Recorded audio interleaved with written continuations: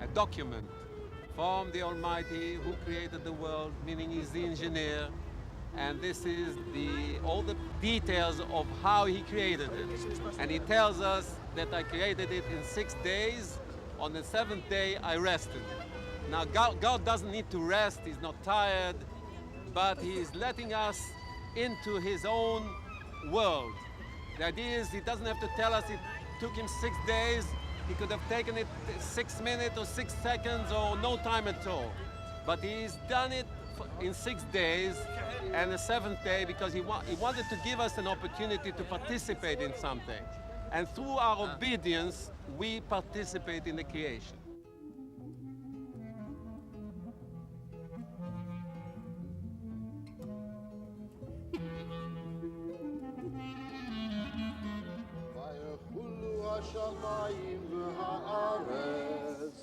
God created the universe in 6 days, but there was something left for the 7th day, and that was rest itself, menucha in Hebrew, a combination, rest, tranquility, serenity, peace. All the other days of the week come in pairs, but the 7th, odd number, no partner, and the Sabbath was very sad. And then God said, don't worry, Israel will be your partner.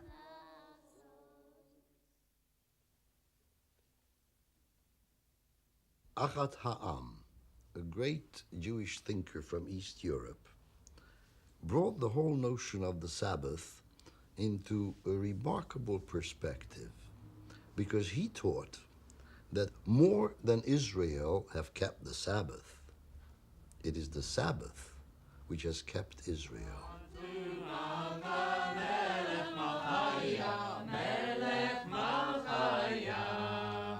Now, a melody from the Yemen.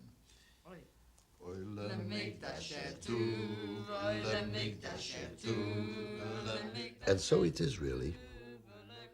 When you think about it, yes, we Jews observe the Sabbath, but the real truth, underneath it all, this very keeping of the Sabbath has kept Israel together, and it became the most precious legacy that our people have.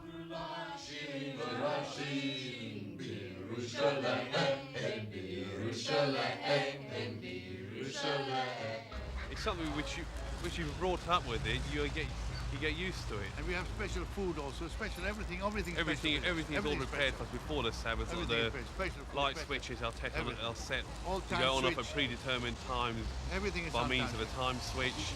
The food is left on the cook on a low flame so it doesn't get burnt.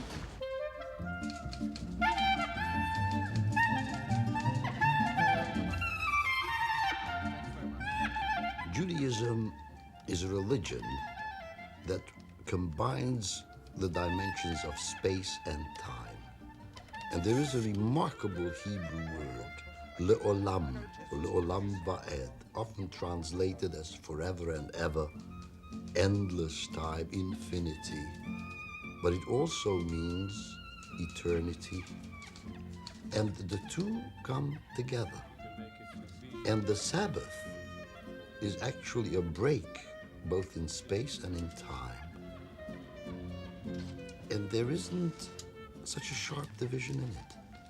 And what we human beings have to do is actually to live both in eternity and in infinity.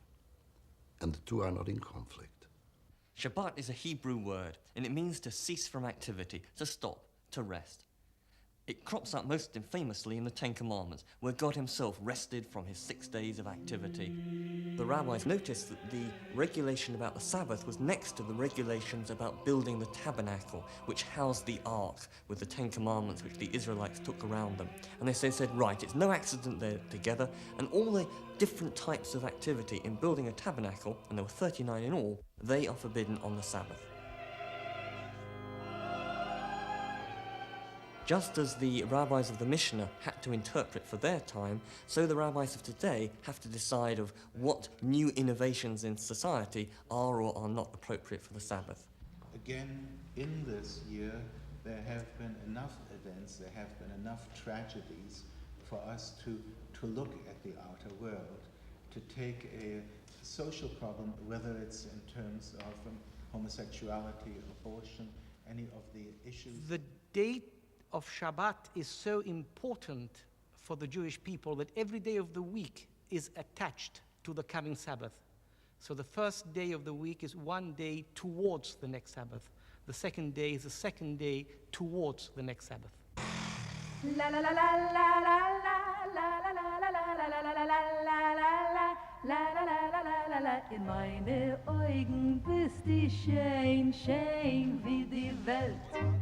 Wir sehen dir nicht kein Chasuren, alles mir gefällt. In addition to human beings requiring food and drink and shelter and clothes, to be happy, men and women need to be productive, that it is an absolute essential requirement to express their personalities.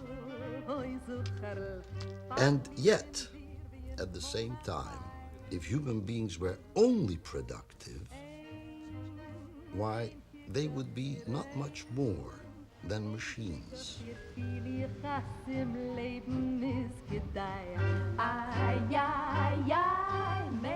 And so the rest is just as important. And what this rest does to a man or a woman is that it gives us a sense of independence, that our possessions do not possess us, but we possess them. That it isn't the years and the days and the weeks that live us, but we live our years and our days and our weeks. And the Sabbath is a constant reminder of it.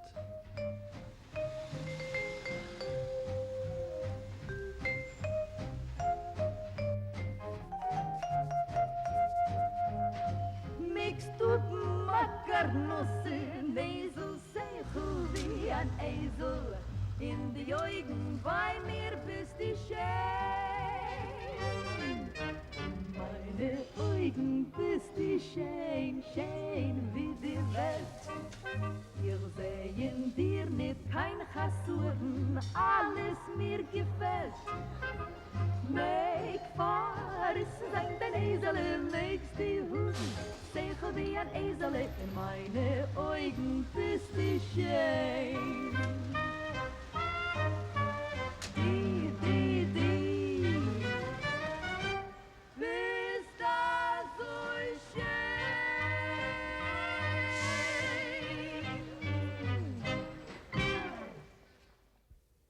Kabbalat Shabbat means literally welcoming the Sabbath, and Jews have always welcomed the Sabbath, probably since the Sabbath was introduced.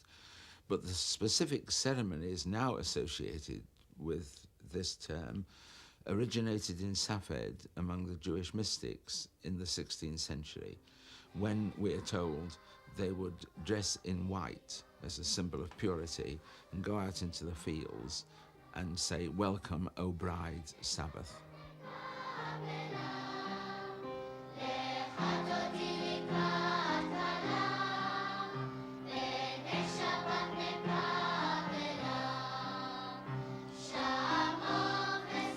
Shamor v'zachor.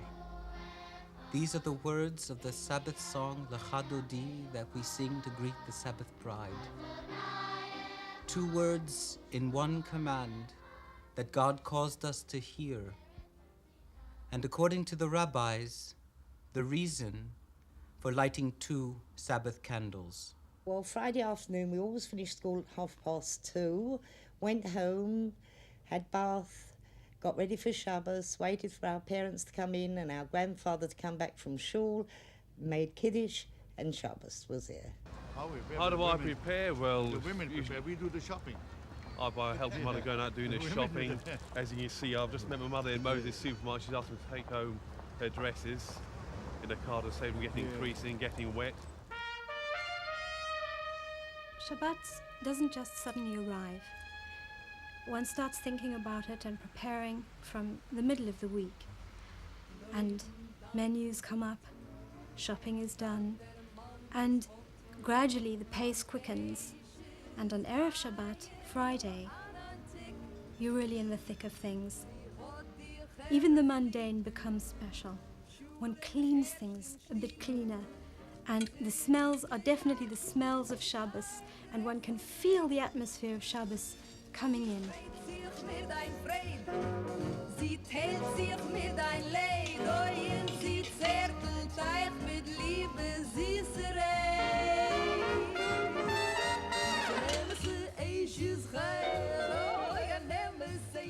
The original reason for eating fish on the Sabbath was simply because fish was comparatively rare and it was a delicacy, and so you saved it for the Sabbath.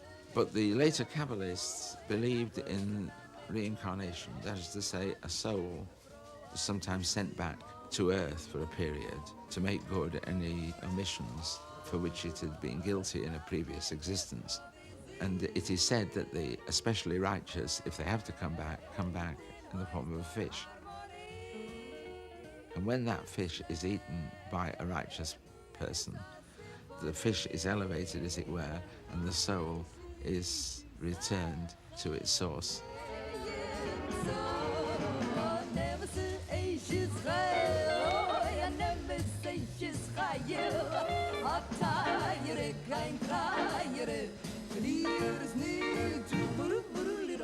According to the Torah, when God sent the manna to the Jewish people when they were in the wilderness, they had to go out to collect it every day so that they could eat.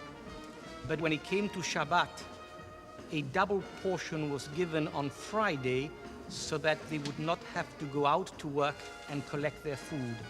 And to remember this historical tradition, we always have 2 loaves of bread to represent the 2 portions of manna which were given to the Jewish people every Friday during the time that they were in the wilderness. During the week, our table used to be covered with an American cloth, little squares. But on Friday night, that was the big moment. Everything was cleared away, and a beautiful white damask cloth used to be spread.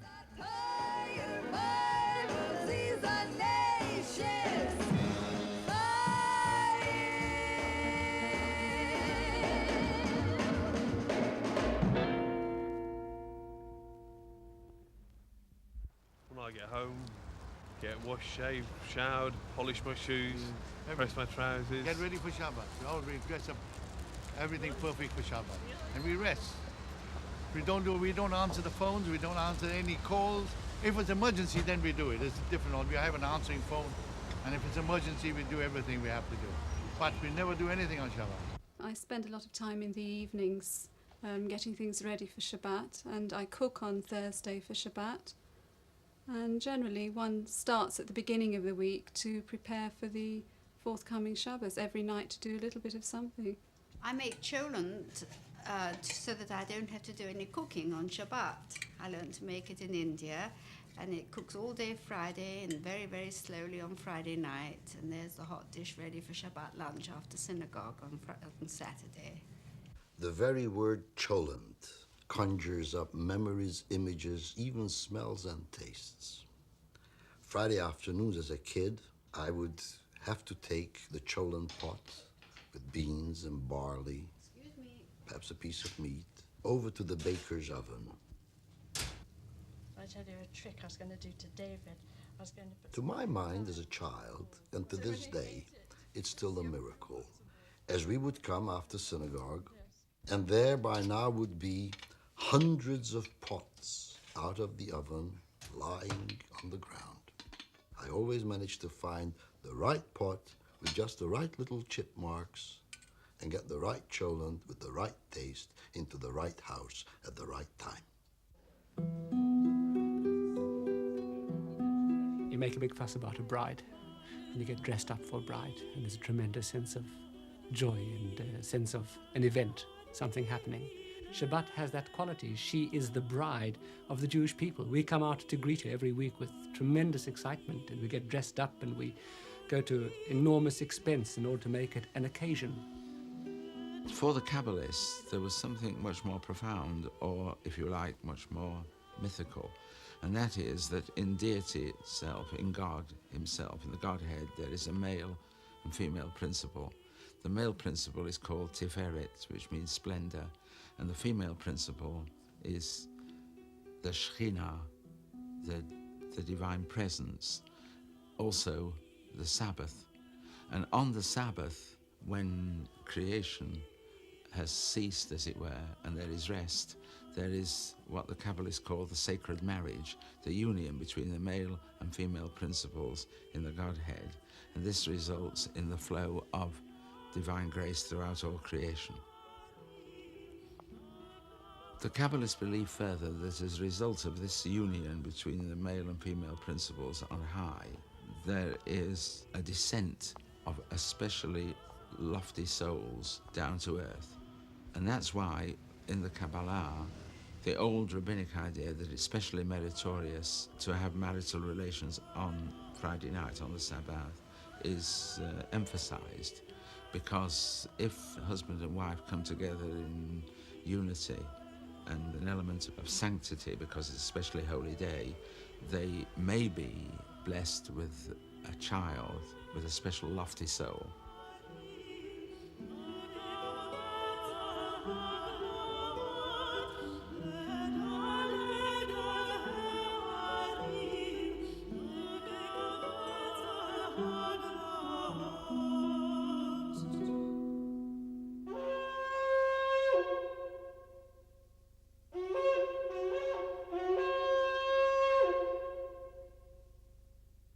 Shortly after the commencement of the Common Era, the Friday evening hours were added to Shabbat. Throughout Judea, the shofar was blown to indicate the commencement of Shabbat.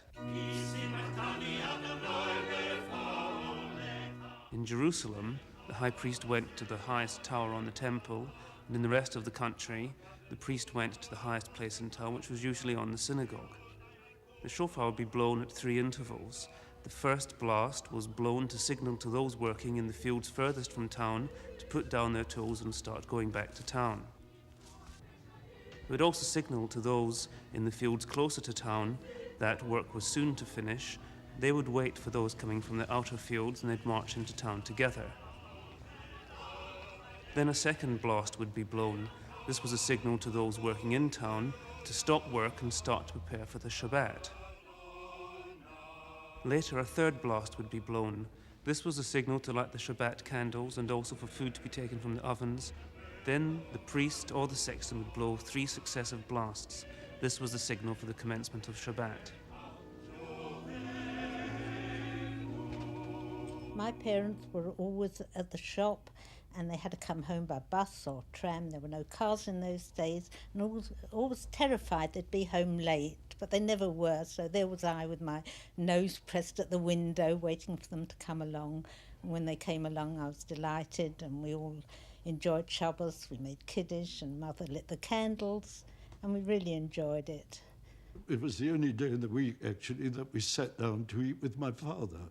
He used to leave for work every morning at the crack of dawn. We weren't up, and he came back home from work when we were in bed. And Friday night was really the only night that the whole family sat round the table. Well, I knock off in time for the Sabbath because during different times of the year, the Sabbath comes in at varying times. I always make sure that I get home or pack up work in plenty of time to get home, and I drive straight home, stopping for nobody. I just out my for hire sign and make my way home to northwest London. Whatever happens in my family, we sit down together as a family on Friday night. We make kiddush, we have the meal, and my children are not unknown for voicing their opinions. The discussion sometimes gets very strong, but as my children have said to me many times, the family that fights together stays together.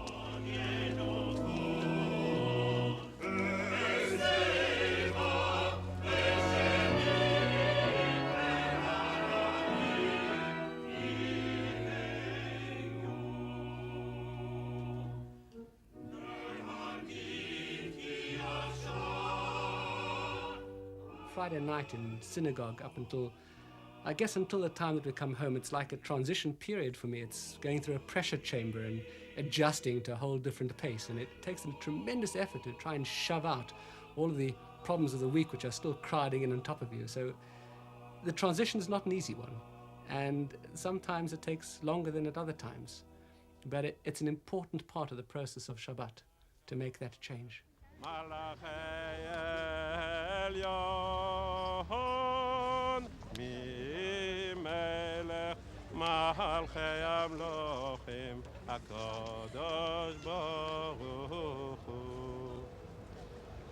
Shalom Aleichem, Malachei Ashoret, Malachei Elyon.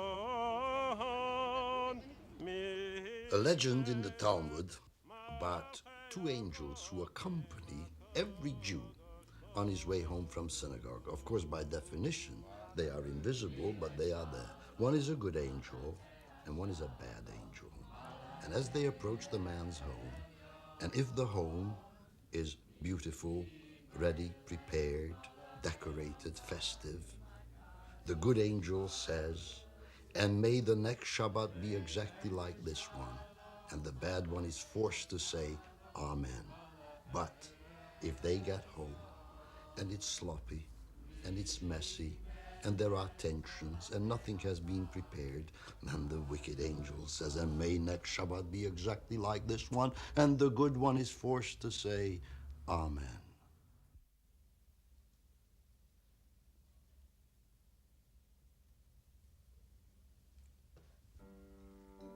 Baruch atah Adonai Eloheinu melech haolam, asher kidshanu b'mitzvotav v'tzivanu lahadlik ner shel Shabbat. Amen.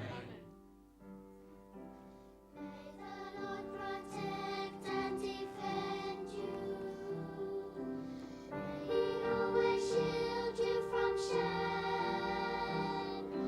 May you come to be in paradise a shining lamp. May you be like Ruth and like Esther. May you be deserving of praise. Strengthen them, O Lord, and keep them from the stranger's ways. May God bless you and grant you long life. May the Lord fulfill unsacred prayer for you. May God make you good mothers, and may He send you husbands who will care for you. May the Lord protect and defend you. May the Lord preserve you from pain. Favor them, O Lord, with happiness and peace. Oh, hear our Sabbath prayer.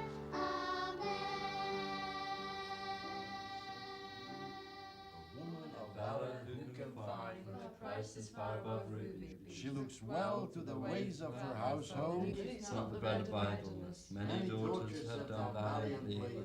Perish them all. Grace is deceitful and beauty is vain. But a woman that fears the Lord, she shall be praised. Give her I love the atmosphere that the kiddush generates, looking around to see the family that I haven't seen for the whole week or longer if they've been travelling, and the warmth and the friendliness, the good behavior of our family, and the elegance from the workaday clothes, Shabbat elegance. That's what I love about Shabbat.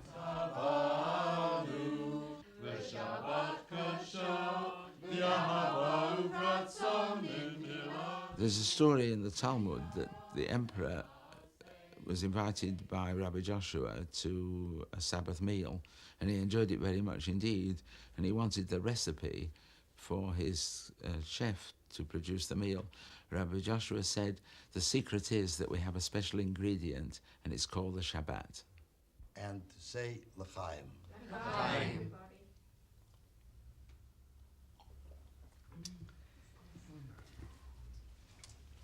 David. Baruch atah Adonai Eloheinu melech haolam hamotzi lechem min haaretz. Amen. You sprinkle some salt on the challah, originally as a reminder, as a symbol of the sacrificial rite in the temple, for salt was a precious commodity, and to put it on what you offered to God was, in a sense, offering the best that you had. But it also has a parallel meaning, that when a man comes to you and you offer him bread and salt, you are actually offering him the full hospitality of your home. And you also offer him your protection, and he's now part of the household. And the symbol is ancient, lovely, and still to be enjoyed. The idea of lighting Shabbat candles is a very old one. It dates from the earliest rabbinic period, and it was a bone of contention between the rabbis and some other Jewish groups who believed that having a light on Shabbat broke the spirit of the day. They sat in darkness. The Pharisees, the rabbinic Jews, sat in light. Now this song from my grandfather's home, learned before I can remember that I learned it, about whoever makes the Shabbat holy as it's proper is going to get a great reward. Kol b'kadesh v'karahu hilo, kol shomrei Shabbat, Shabbat, Shabbat, kadat mechawawawawalelo, sacharo arbe meod alpi. When the Shabbat candles are lit, I feel that the neshama yetera, that additional soul which comes with the Sabbath, actually enters into me and those who are near and dear to me. And I feel taller. I feel somehow more noble. I have entered a special sanctuary in time. Yehi Shem Adonai mevorach me'atvat olam bireshut rabotai u'gvirotai nevarech Eloheinu she'achalnu mishelo Baruch hu Baruch Shemo Baruch atah Adonai Eloheinu melech haolam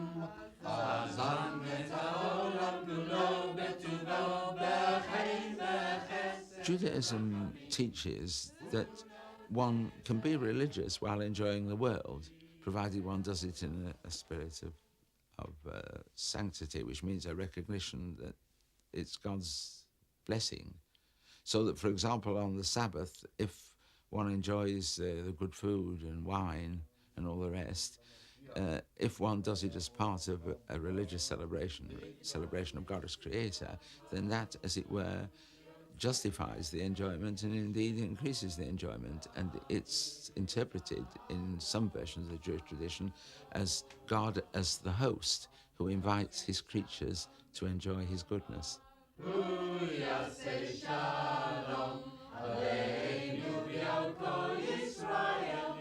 There is a great mitzvah to be done, that the wayfarer and the stranger should not be alone on the Shabbat.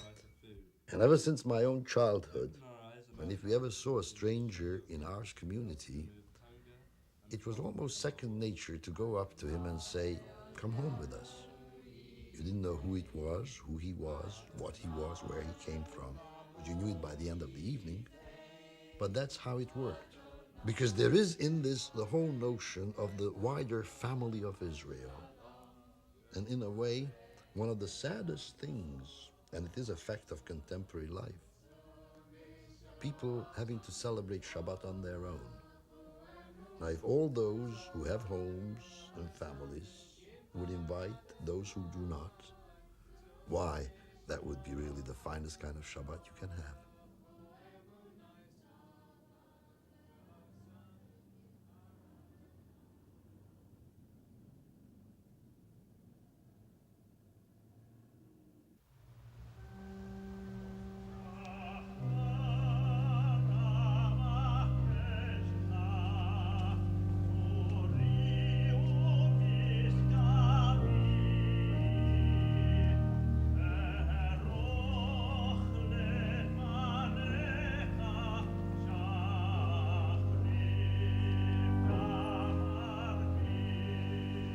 In biblical times, Shabbat was celebrated very differently from the way it is today.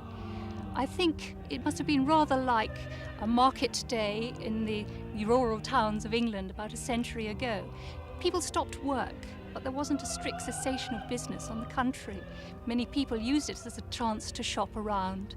People used the day also to go for walks to visit holy places and holy priests. And in Jerusalem, most people flocked to the temple. But there was no rigid observance of Shabbat the way we understand it today. Now, somebody yesterday, I asked him, when is the Messiah coming? Because it's a secret and nobody knows. And he said to me, he quoted it, that if Jews kept 2 Shabbases, the Messiah will come, but they have to keep it properly.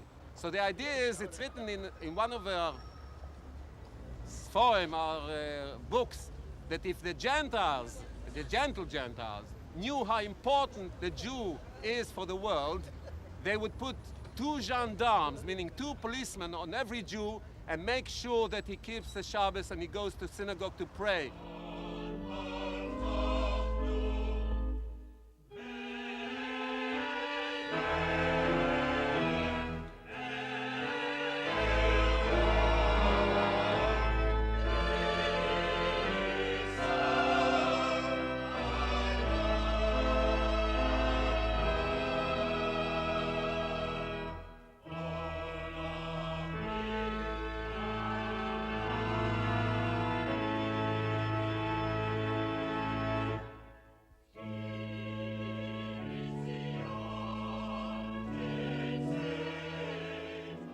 Naomi, what is Torah?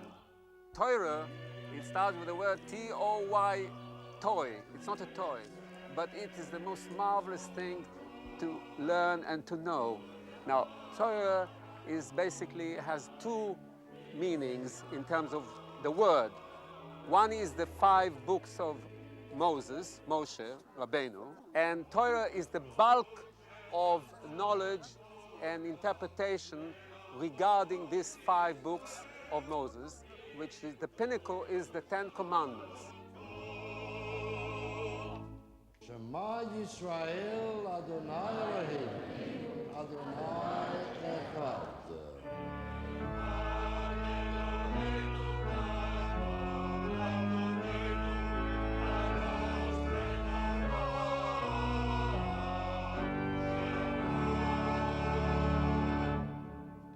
Gadolul Adonai iti u'ne'orah shemo yachdav.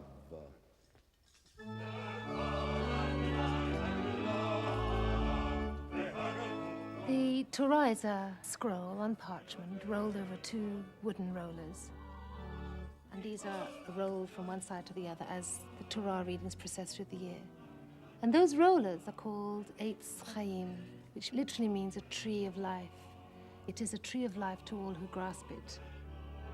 And that somehow says what there is to say about Torah, which is that it is a living document and it is a way of life. The Torah is not old-fashioned. It's nothing to do with time. It's beyond time and space. And what you saw here wasn't a scroll. It wasn't. It was a living thing. The Torah takes over a year to write by a special person who is devoted to write it. and then he has to sit on it, and then if something, it is a living thing, meaning if something goes wrong with it, or God forbid something burns, it's buried like a person with a funeral and a graveyard.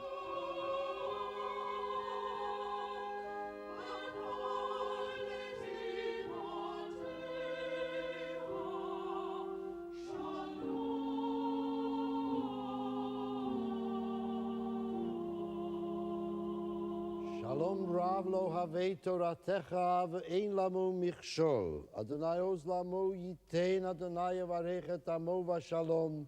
Ki shem Adonai ekra. Havu godel le'Eloheinu.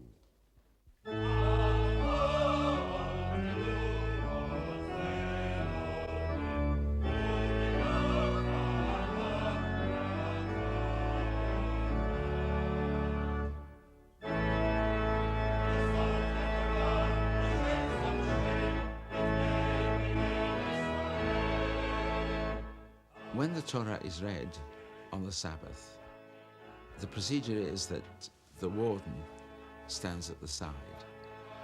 Someone reads from the scroll, and members of the congregation are called up, are given an aliyah, which means going up, and the reader reads from the Torah. Now, this is said to be a kind of reenactment of the theophany at Sinai, when God gave the Ten Commandments to the people. Namely, the warden is in the place of God. Some wardens think that they are in the place of God.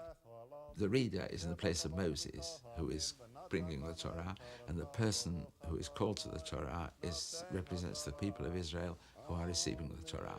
So each week, the great drama is reenacted and brought to life.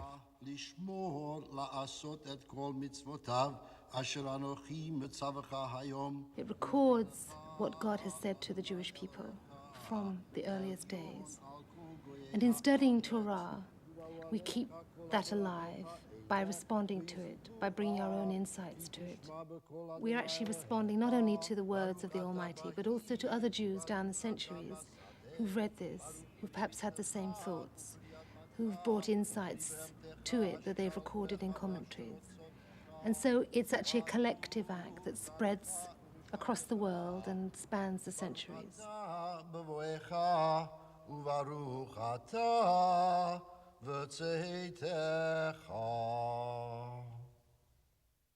Shabbat Shalom literally means, of course, a Sabbath of peace, or have a peaceful Sabbath. And it speaks about harmonies, a coming together of all the jagged bits and pieces of the week. And in that period of time between sundown on Friday and sunset on Saturday, to find rest, a oneness, a harmony with yourself, your family, your community. May the Lord bless you and keep you.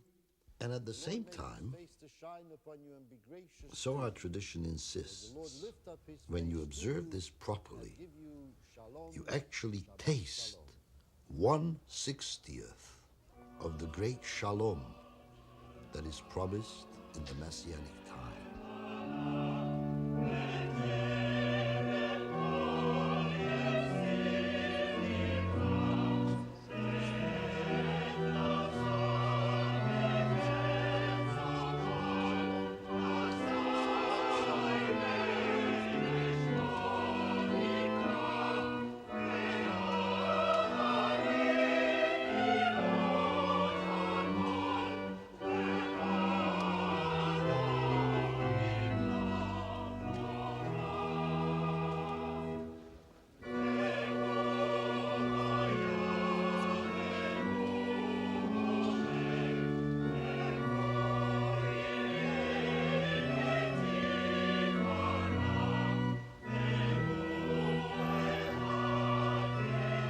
I'm amazed when I walk back from shul on a Shabbos morning with the children, how everything around me is very busy.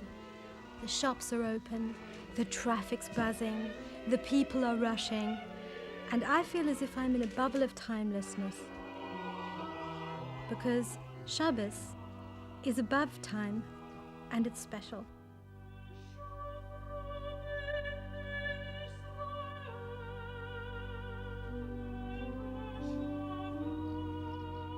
Shabbat Menucha is not just rest, it's public rest, it's collective rest. You know that you're sharing in an experience which all Jews all over the world are having in the same way on the same day. The work prohibitions extend not only to Jews themselves, but to servants, to animals, even in some respects to inanimate life. It's as if everyone became free that day and all the hierarchies disappeared.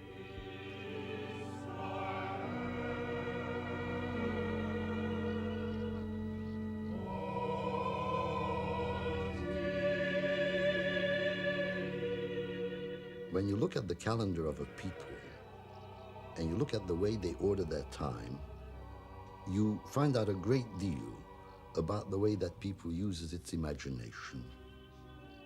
And in the Shabbat, you see a combination of an episode in God's own life, as it were, for God rested from the work of creation on that day. And the other episode is in Israel's history, the Exodus from Egypt, and the way that our people attained its freedom.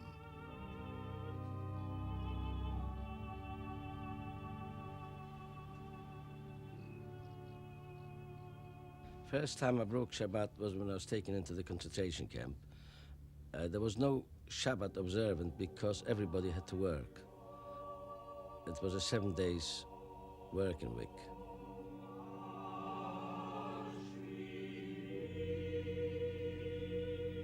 There was a most ironic inscription above the gateway of every one of the Nazi concentration camps in Europe. It said, Arbeit macht frei. Work makes you free. Of course, these were gateways to death and destruction. And one of the characteristics of the camps was the total absence of the Sabbath.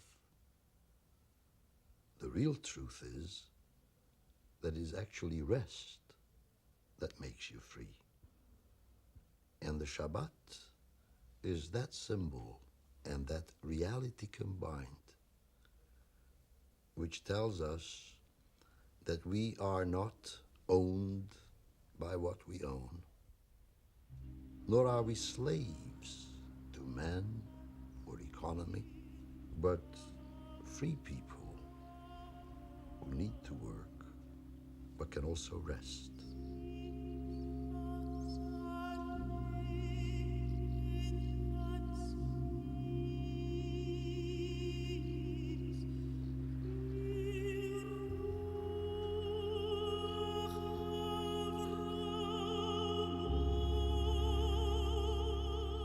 Pikuach nefesh is literally the saving of life, but it is also the saving of suffering, because if somebody suffers, their life may be in danger in some way or another. So whatever the laws of Shabbat are and however strict they are, the law of saving a person's life takes precedence over every other law. On Shabbat, after Cholent, my parents used to go to sleep, and I unfortunately used to have to make my way to my rabbi's house, where I went in for extra study. I used to sit there quite upset, looking out of the window at the blue sky and thinking of all my friends at Tottenham Hotspurs or at Arsenal watching a football match. At least for those 24 hours of Shabbos. So in other words, you can look at it... I think it's still the loveliest day of the week as far as I'm concerned. And I remember when I was in the army, the week seemed to go from Shabbat to Shabbat. What I miss out on, I think, is purely and simply the frustration of being an active journalist and knowing that the world is still going on around me. And there is a certain frustration, a certain worry about what I'm missing. What don't you like about Shabbat? You can't watch television. In Jewish legend, the wicked are not punished in hell on the Sabbath. So all the wicked rest on the Sabbath from their torments. And as long as there is a Jew anywhere in the world who is still keeping the Sabbath, then they don't return to hell. And that's why pious Jews have been in the habit of postponing the bidding farewell to the Sabbath at the latest possible time.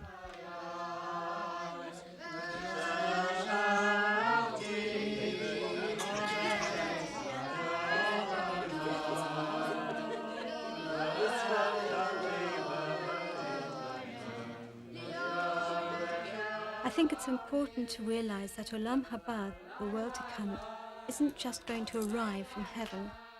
It's for us to create in a dynamic way all the time, rather like filling in a painting by numbers. And as we do the mitzvot and as we live out our Yiddishkeit, our Judaism, the picture is made complete. I think parents must have an enthusiasm and a love, a motivation and a dynamism. They must be excited about their Judaism so that they convey it to their children as something desirable and so that their children want to do it. They want to share in this vividness and in this vitality. And so we will maintain the link with the past and forge a link with the future. The first Sabbath was over and the world was dark. Adam thought that his life had come to an end and he would be doomed to live in darkness if he lived at all. But God taught him to take 2 sticks and rub them together and create fire. And when the fire was produced, he thanked God. He said, Borei me'orei ha'esh, blessed is he who creates fire. In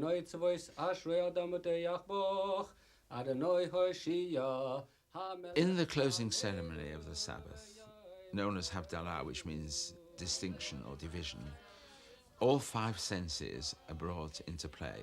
The blessing is recited over the wine, which is the sense of taste. One looks at the light that's kindled, so it's the sense of sight.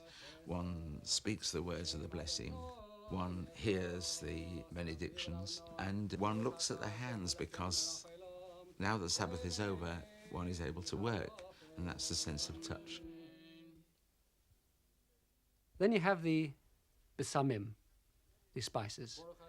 And that is, first of all, because you want to carry this sweet scent of that beautiful Shabbat day into the week. And also because we have a tradition that on the end of Shabbat, that additional soul that we've been given to cope with the special spirituality of Shabbat departs.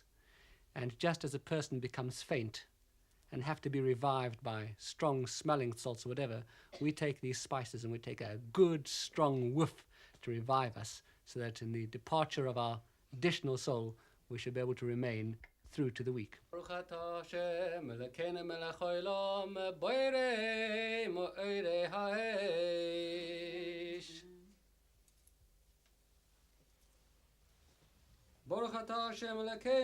haolam, hamavdil ben kodesh l'choel, ben oy l'choshech, ben Yisroel la'amim, ben yom hashvi'i l'sheshes yomei hamaseh. Baruch atah. When it is Havdalah time, I invoke and sing about Eliyahu Hanavi, Elijah the prophet, because it's a sad time, it's a moment of parting, but Elijah is going to be the one who will announce the coming of the Messiah. And in a way, Elijah is symbol of progress. It means although we're about to go back into the working week with all its toil and difficulties and tensions, sometimes even dangers, there is redemption at the end of that road. And all is not lost. In fact, all is never lost. And so I say to myself, roll on week, Shabbat is on its way again, and who knows, maybe it will be this coming week that Elijah will come, will make the announcement. And by then, of course, next Shabbat, it will be a very different kind of day.